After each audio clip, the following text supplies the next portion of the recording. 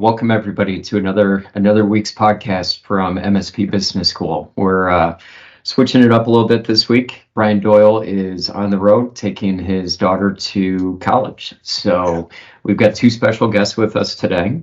We've got Allison Trisko and Charlie Farris, who are both a part of OSR Manage. And today, what we're going to focus on is some trends and things that we're hearing and through some of the peer groups that we run with the salespeople that we manage. So welcome everybody to this week's episode. And okay, Robb's here too. So thanks, Tim. Thank you for that wonderful introduction. We really appreciated that. Thank you. Yep. So one of the things that, we're going to talk about here today is kind of something that is we found with some of our clients, actually, and Charlie leads all of our accountability groups. He comes up with the ideas. He sends the ideas, through all the peer groups and making sure that everybody understands topics and considerations and ways to use those topics and considerations, when they're out there in the field and they're selling. And Trisko pretty much manages everything. So she controls all of us, and I'm kind of excited about this one because when you guys told me about this topic, I gotta admit I did not see this one. I thought I was pretty heads up on all the different verticals and ideas out there, but this one kind of caught me. So, Charlie, can you just jump in here a little bit and tell us about it a little bit? Yeah. So. In one of the huddles that I run, we had a couple of people talk about that they had success with, in this case, country clubs, so membership clubs, and the person that was having success was describing the areas of the country club business, and it is a business. It's a retail business. It's a athletic business. It's truly a business where you have memberships, and the membership want their privileges. And so what does an MSP bring to the table to help that business run efficiently and run like a well-oiled business should? So that was the topic, and we discussed that for a while, and I can throw it over to Allison or start telling you some of the membership service areas that we talked about. But you can imagine the restaurant, the athletic facilities, the business part of this, not to mention all the financial aspects of protecting member data who are paying a lot of money for the privilege of belonging to a club. That was the shocking part, right? Because I always just, associated retail. I just, when you're looking through your SIC codes and you're trying to find everything, you just see retail. And it didn't dawn on me that there's so much money there that they're willing to pay all this extra to get the best services that they can for their membership. So, kudos to you guys. Well, and too, it's funny because it's like any other vertical, right? Oh, we can do the healthcare speak, or we could do the dental speak.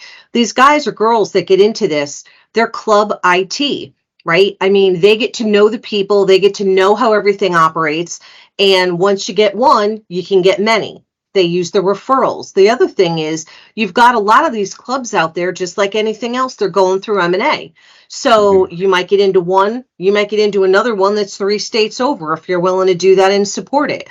And you've got the local level too. I mean, people that have, depending on the region of the country that they live in, if they've got local golf clubs, local courses, right? It may just not be one in a specific town. It may be somebody that oversees many.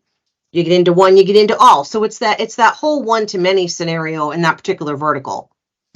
Well, and another thing that we were talking about before we jumped on here was things like universities or just other outside industries buying golf courses, which is becoming a little bit of a thing. We were talking about how Sacred Heart out of Connecticut, they recently bought a golf course. I know St. Lawrence University in very upstate New York, they own a golf course. So you get into a golf course, and depending on what kind of mergers are going on, they could easily be associated with another industry, and in this case, a college. And a college may not be a target for all the MSPs listening out here right now, but it's like anything, right? You don't usually take over an entire campus. You might take over an aspect. So it's just getting your foot in the door in any way, shape, and form that you can, and then land and expand from there. Yeah. And it's, I mean, talk about a way to really go in and target it. It's not like, you would think, oh, we chatted about this earlier. Is now really the time to do that because they're in, full swing, no pun intended, for golf season. But see what I did there? I saw See what I did there? Yep. Yeah, you like that. You win that kind of round. like shock and awe all over It was again. subtle. But there's really no right time for it because there's not a specific time of year where they may be unhappy with their MSP, right? So, I mean, even if you're laying the groundwork for it now for when slow season is coming up, it's a whole, like you would do with a contract end date. That's going to be 90 to 120 days out, depending on where you live and where the course is. Start talking to them now. We've got plenty that are doing, they're getting wins right now in the middle of summer or end of summer, rather, on. Well, I mean, in some ways, if you think about it, I mean, yes, it's their busy season, but their busy season is the time where things are going to happen. Mistakes are going to be made by their current MSP. So it's like anything, right? If the pain is great enough, the company will change. Yeah. Right. So it's just being top of mind, like we've talked about it 100 times on this podcast before. Mm-hmm. Just being top of mind, and if something is to happen with their current MSP, you want to be the first ones that they think of. So. Yeah. So, I mean, like, I kind of equated it when we were talking about this earlier, and like, why would you do it during the summer months when that's their busy month? And Tim, that's a really good point about that's when the pain happens with the Wi-Fi not working and the members getting mad and all that kind of stuff. Mm-hmm. And I had it in my head like it was a CPA firm, right? You don't talk to them during tax season, you'll get beat up. So like, yeah, that makes good sense. And Trisko, I know that you've built out a few of these campaigns now with some of your team members. Are you seeing a higher than average ability to get through past the gatekeeper and into conversations? Is it less than what you typically see? Is it because there's less MSPs kind of attacking this vertical? Like, what are you seeing out there? So what we're seeing so far is, I mean, it's not any easier than any other vertical, right? Okay. It's not easier. It's not harder. You can't look at it as, it's healthcare I won't get through, or it's a golf course I won't get through. It pretty much seems to be in line with making any other call. Okay. The thing is, though, too, I think people need to just expand their mindset on it, because I think when we have conversations sometimes, and we've had these conversations with MSPs before, and we bring up golf and country or high end, they go, oh, I don't want to deal with something because it's on the public level, right? And they think municipality, they think local. Oh, I don't want to deal with it unless it's really high end, or what am I going to get out of it? It's just the golf course, but it's not. It's the restaurant. It's the event center if they have one. They might be running weddings off season. Mm-hmm. It's the devices that are connected in there. It's the pro shop. So I think you just have to kind of see where the scale could be. It's not just the golf course. Yeah. Okay. Let me add something real fast here as well. At this time of the year, they're looking at what their costs have been during the summer when there's more people there all the time.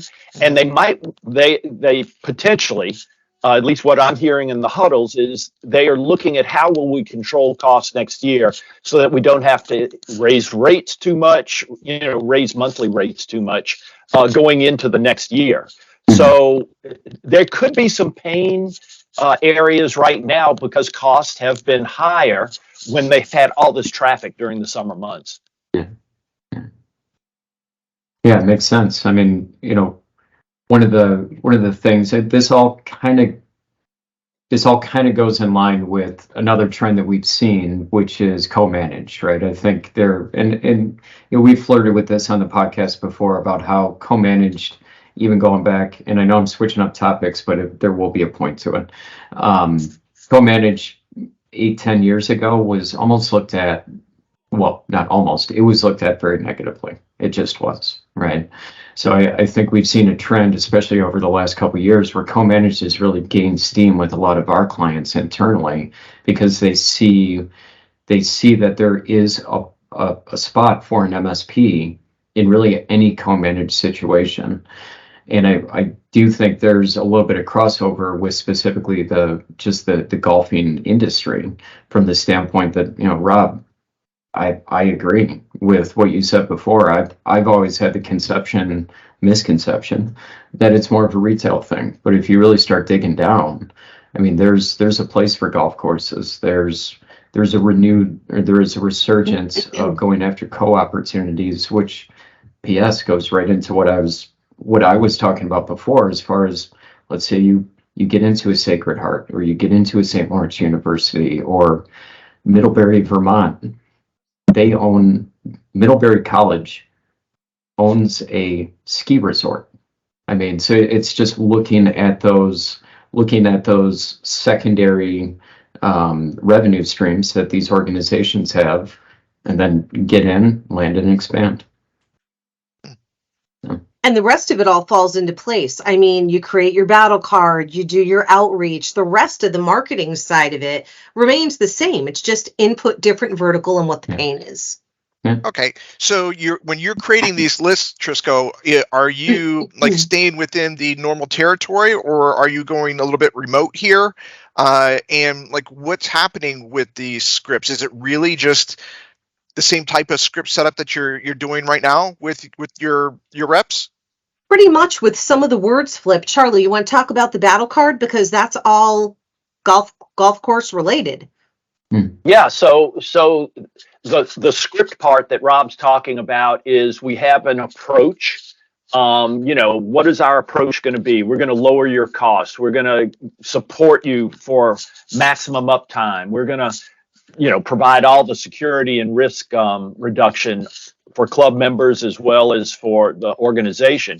And then you put in the major benefits that come out of those things: controlling costs, increasing efficiency, improving productivity. All those things come out of the approach that you're bringing to the table in that particular vertical.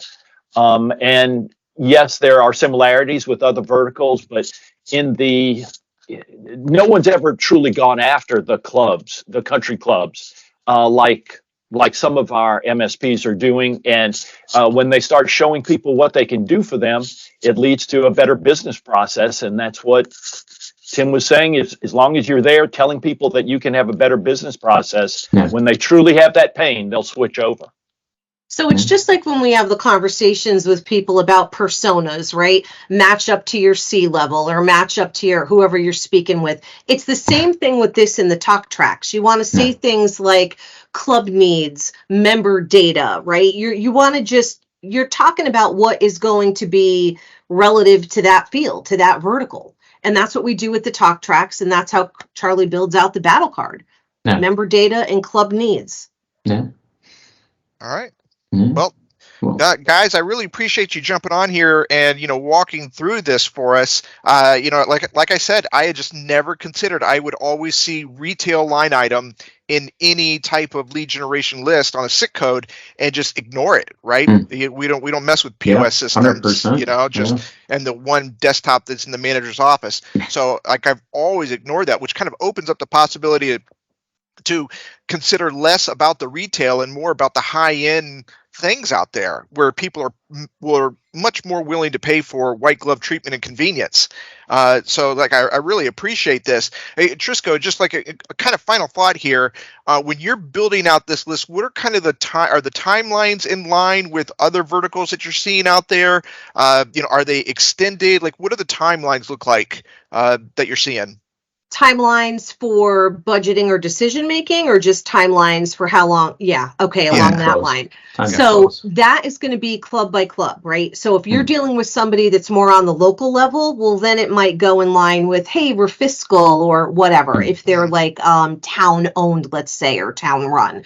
But if you're talking about a private course, that's going to be just like anybody else when you would say, what's your contract end date for the MSP that you're currently with, right? That's going to be based on whatever their whatever their timeline is for them to do a renewal or to step in to start working with an MSP. And it's the same out clause conversation, right?